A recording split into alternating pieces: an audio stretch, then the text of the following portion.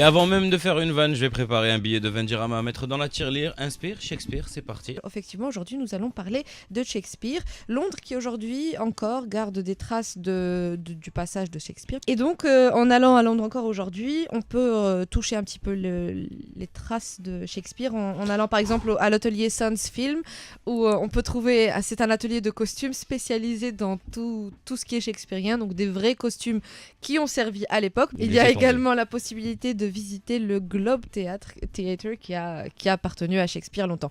Shakespeare qui, faut-il le rappeler, est décédé il y a 4 siècles. Vous vous souvenez, au Maroc aussi, on lui avait rendu hommage 4 siècles. Pour le livre, j'ai choisi une biographie. Alors des biographies sur Shakespeare, il y en a juste 1 milliard.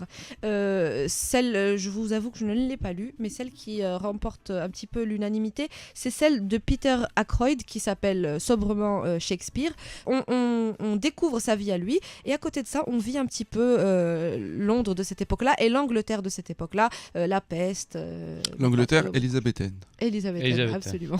Pour le film, j'ai choisi Shakespeare in Love qui est sorti en 99. Roméo est-elle la fille du pirate? Quelle est cette pièce?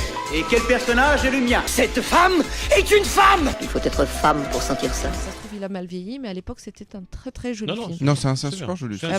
Et le deuxième, à mon avis, il a dû bien vieillir parce que ce genre de film vieillit bien. Il s'agit de Roméo plus Juliette. –